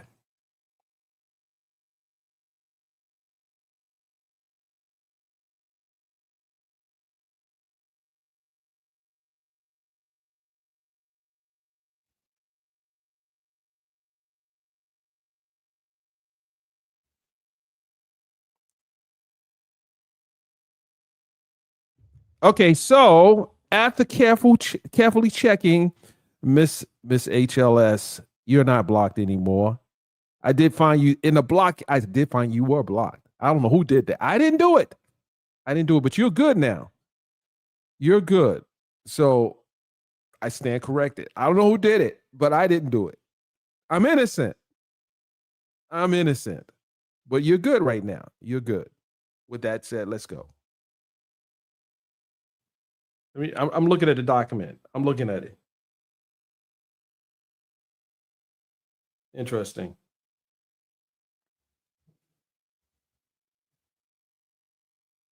You're doing too damn much. And also, Ms. HLS, your membership has expired. It's time for you to renew your membership, Ms. HLS. Now that we're calling each other out, it's your time now. Your membership has expired.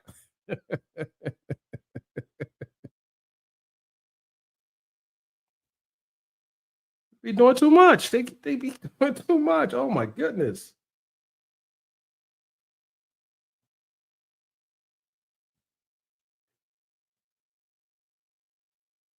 Oh my goodness. Let's see here. All right.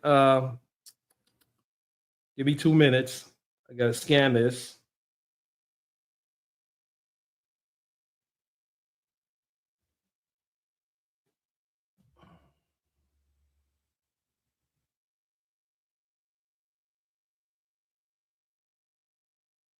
So listen, I got 200 people blocked. I didn't do it. I promise you. I don't have the time to do it. People, listen. Okay, to my moderators, we're gonna listen. We put them. A lot of people been put on probation, on block, on timeouts.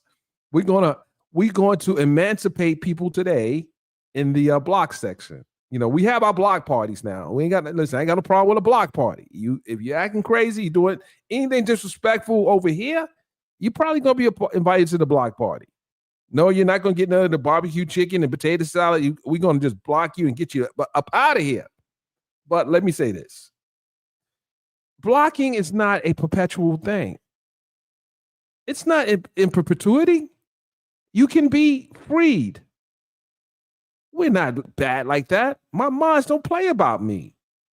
They don't play about me.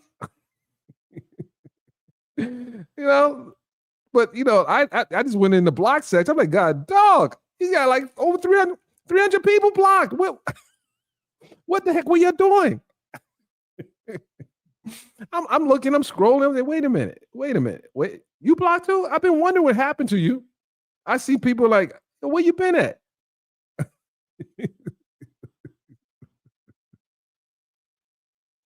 No. Listen. I'm not. Listen. I love my mods. I'm not saying my mods do anything wrong, but my mods seen something, and they trained to go. They are trained to go. They see something, they are taking you out. They're snipers.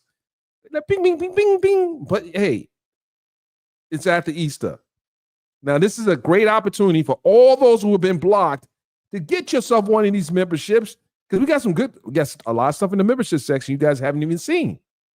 Like everything is not for everybody. And my members have the right to have it, see it first. And some things that you probably wonder what happened to, it's in the membership section. You know, we put it in the membership section for a reason. And we got other stuff that is in the membership section that you're not going to see over here. Especially when we have our classes, our training classes. Get that body right. Get that body right. Yes. So with that said, I'm about to call her out again. Well, please don't, if you're a member, don't block the members. I don't know. You're a member. I didn't do it. I don't listen. I understand the bottom line. I understand business. But with that said, since you've been very vocal, Brill, you are unblocked. Now go ahead and get your membership, and you too, Miss HLS2U. It's time. It is time. Of course, Queen Brill, I agree. If you're blocked, you shouldn't be paying for membership. But that has been since fixed. Right. If you have been unblocked, tap in. Tap in. Tap in. And swipe that credit card. With that said, ladies and gentlemen, let's go. I'm going to exhibits now. Let's see here. Okay, exhibit 1, 2.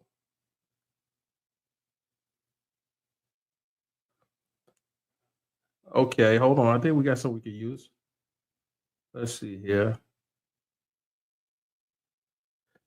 I think we can use this. Let's see here.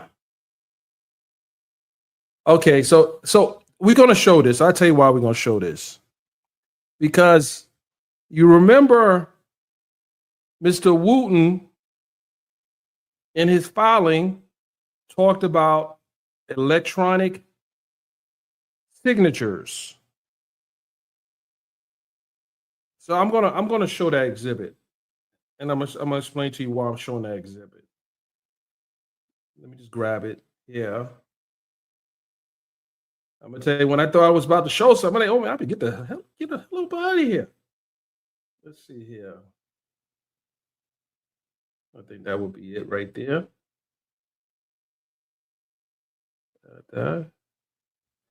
We're gonna go to the exhibit here. Let's go 4, 5. We can go to 6. That's the application. Credit application. We'll go to here. So we're gonna go to this one right here. We'll go to this. We'll zoom it in. So what we see here is the last page of the credit application. But let's go to the next page. Right here, you have what is purported to be Shirley Strawberry's signature, but I can tell you this is a font that is widely used in graphics. This is not a signature. This is a signature, but it's created by a computer. And it was signed on January 28th, 2020, electronically. And all that Mr. Wooten had to do is just look at a driver's license and see who signed it. Let's see what the next page says. Hold on. Okay, this is just the dealer use information. Okay, let's see here. So he put, wait a minute. Okay, so he put $12,500 down. Let's see here. Let's look at these numbers here. Let's look at these numbers. I'm gonna zoom up in there a little bit. Okay. So the car was financed at $25,421.67 at a term of 48 months with a rate of 28 first of all, 28.9, 2.9. What the heck? That should have been a red flag right there. First of all, you paying 28 points? You're giving money away. So here's the deal. So let me just say this. I think most car dealers is going to be, they should scrutinize the paperwork greatly, but if someone's willing to sign a car deal and agree to 28% finance, I went crazy when they told me 12%. So 28%? Come on. What do you that right there should be a red flag. They should have said at that point, this guy is a bogue. He's a bogus. Who is going to sign 28%? That is crazy. Like you and you know that car ain't getting paid for. No, that's not happening. I'm just saying, listen, that's just crazy. I mean, you say that by putting in the Uber.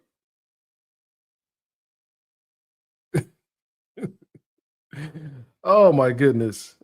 That is crazy. And then you put 12.5. Listen, think about this a second. You put half the cost of the car, $12,500. You put half the cost. So you're now financing. Well, no, actually, no, that's incorrect. Because if it's $25,000, the car was more than that. The car. Okay, so I had to jump back in here. Man, there was over 400 people blocked. Oh, 400 people blocked. Like, what the heck is going? Listen, I'm back here cleaning it up. Some of the people, listen, let me tell you something. Some of the people that were blocked, they're from Silverbacks. Excuse me, I mean Silverback. I meant IS. Excuse me, I don't know why. Listen, she gave me the name Turtleneck, and hers kind of stood with me as well. But a lot of them came over from her platform, and they were being a little messy. So I get it. People, if you come over here being messy, my mods are going to do what they do. It was some cool people over there that came over here to start playing with me. You don't come over here playing with me. My mods don't even play like that. They will take you out. Then I got to go back and look in the section and find out what can we do to make this right? Can we have mutual respect for each other and not do the most? Because I detest keyboard gangsters. I detest them. Don't come at me just being a keyboard gangster, just saying anything. No, we don't do that over here. We have respect for each other. We may not agree on everything, but we're going to respect each other. That's all I'm saying.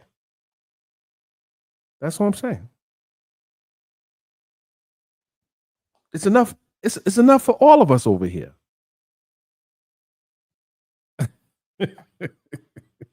I like to laugh too now. I know you like to have fun, but enough. When you listen, you cross the line, we taking you out. Listen, and I'm gonna say this. If you got booted, it was probably because you did something wrong. I'm not up to 3-strike rule. I'm like a 2-striker. I ain't got time for that. But with that said, ladies and gentlemen, let's keep it going. It was more than that. So you put 12.5, you financed 25. So the car was anywhere almost $40,000. But the point is, you're still going to pay, like, as that accrues over 48 months, you're going to pay a whole lot more than you put down.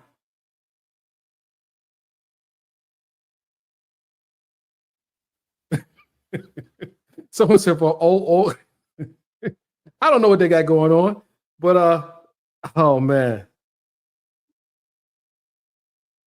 We don't. Okay. Dennis, I had your back even when others were talking about you. Girl, that sounds kind of messy there.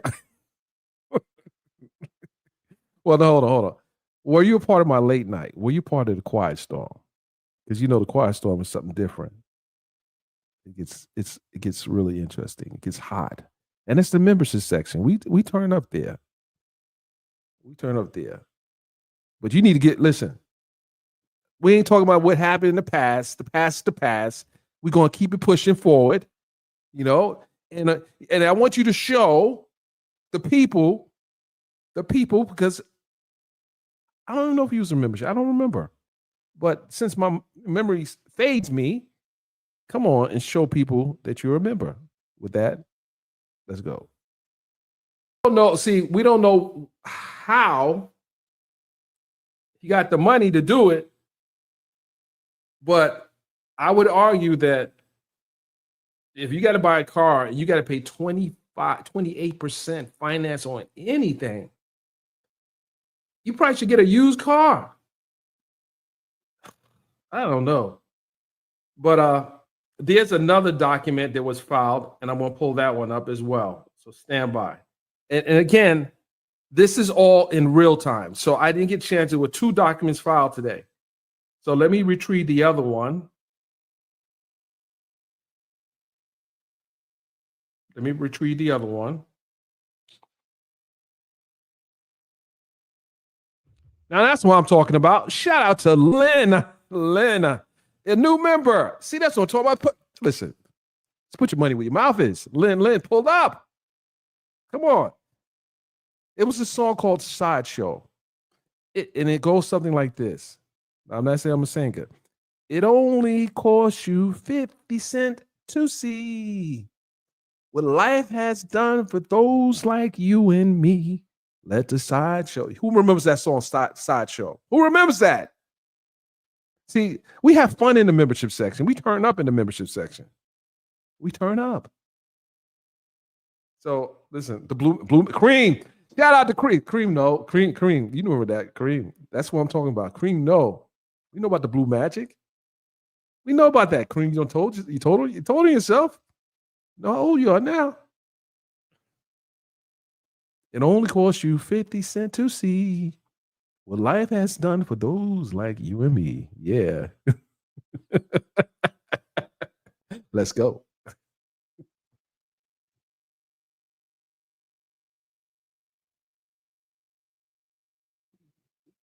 Let me find the other one here. Once again, I want to make sure we ain't doxing nobody.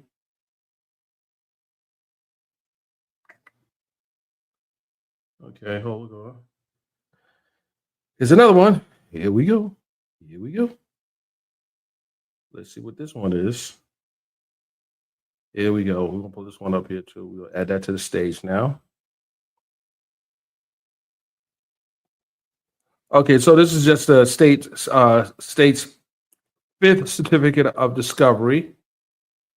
Let's go ahead. So comes now the state of Georgia by and through the undersigned council and certifies that in accordance with OCGA 17-16-1 at all, at sequel, counsel of record for the defendant has been served with a copy of the following items by sending the below items to the attorney Sean Hoover and Joy Walker via email. The items listed always and forever, each moment with you. Don't get me started now. I have like 1,000 songs in my playlist. We're going to have a quiet storm tomorrow night. We're going to have it. No, should we do it tonight? I want to do one tonight. We're going to have a quiet storm tonight in our membership section. We're going to do a quiet storm at 10 p.m. tonight in membership. We're going to do a quiet storm. We're going to do Heat Wave. We're going to do Blue Magic. We're going to do the Whispers. We're going to do the Moments. We're going to do Alexander O'Neill. We're going to do Keith Sweat. We're going to do, listen, I got Peebo Bryson. Come on, we're going to listen. Don't get it. Don't get it twisted. Don't get it twisted now. We even going to do some new edition, the original new edition. So we're going to have some fun tonight. 10 o'clock in the membership section. And listen, have your glass ready. Have your glass ready. It's going to be nice. It's going to be so nice. Nice and sexy. Jerry Butler, yes. I got the Jerry Butler album. Don't start me, MMPD. But it's going down. I'm pulling out the turntables tonight. Going down the membership section. Oh yeah. I don't want to listen. Enough is enough. Quiet Storm has been on hold. but we're bringing it back. We are bringing it back. Cream, make sure you pull up. I got some words for you. With that, ladies and gentlemen, I think we've let's see, hold on. We have maybe a few more minutes, and then I have to bid you a farewell. Below, due to their sensitive nature, have not been filed directly with the clerk's office. Okay, so that they have the file number, and it's a compressed PDF that it was sent email to them. That's not going to be made public because of the sensitive nature of the document. So we won't get a chance to see that unless it goes to trial and they bring it up as an exhibit. And he says, if any of the items are not received by the defendant, he is instructed to immediately contact the undersigned counsel at will. Wooten, Mr. Wooten, I'm not, your email's all over the place. So they basically have to reach out to him if they haven't received the documents that he's speaking on in this certificate of discovery. So I'm putting him on notice, Mr. Hoover, that you got mail. You remember when they said you got mail? What was that? AOL? You had the little chiming sound. Well, Mr. Wooten, you got mail. And it should have a PDF extension, and it should be filed as a compressed dot. No, Mr. Hoover, you got mail. Mr. Wooten sent the mail. So, Mr. Hoover, you got mail. Mr. Wooten has sent the mail. No, it should be compiled. It's compressed, but you have a file number 128.75.189.pdf. So it's a compressed file. They have to unpack it, unzip it or whatever the case, or unzip, and you read it, because this is some sensitive stuff. You need to be able to show to your client. So check your mail. Make no excuse. And it also says if you haven't received this file, then you need to notify the office so they can get it to you. Stat. Yeah, that's right. 30-year mortgage on the car. That's right. Yeah, I said the car, Miss HLS. I said based on the 12.5 that was placed as a deposit down payment on the car, plus it is being $25,000 is being financed. You do the math. It's 3750, 37,500 is probably what the car's costing, including taxes, whatever else they put in there. But they're financing $25,000 over 48 months at a 28.26 interest rate. It's crazy.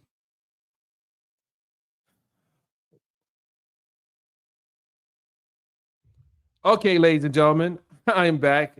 34K, KK Scorpio. Yeah, shout out to all the Scorpios in the building. Yeah, it's still a lot. It's a lot. But I think it's significant that it was done during the pandemic when people were locked in place. So here's the other thing. Did he have a limo company? Because I think limo companies were exempt from sheltering in place.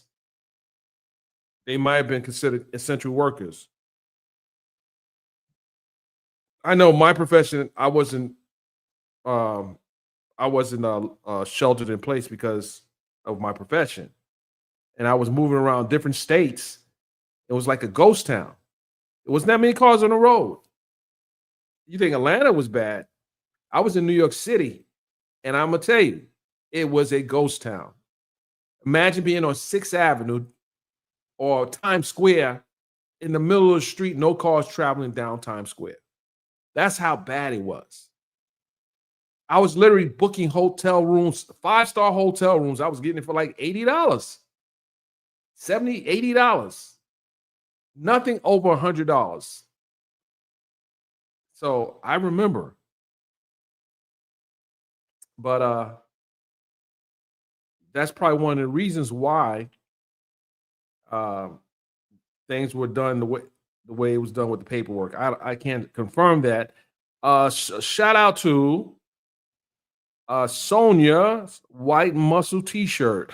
Oh, being a new member, welcome, welcome, welcome, Lynn. Welcome as a new member. You guys got to run this up now. You know, run this. Listen. This is that time. This is that time. And HLS, I'm gonna keep listen. You had me unblocked. People should thank you for getting everyone unblocked, because if not for you, people would still be blocked right now.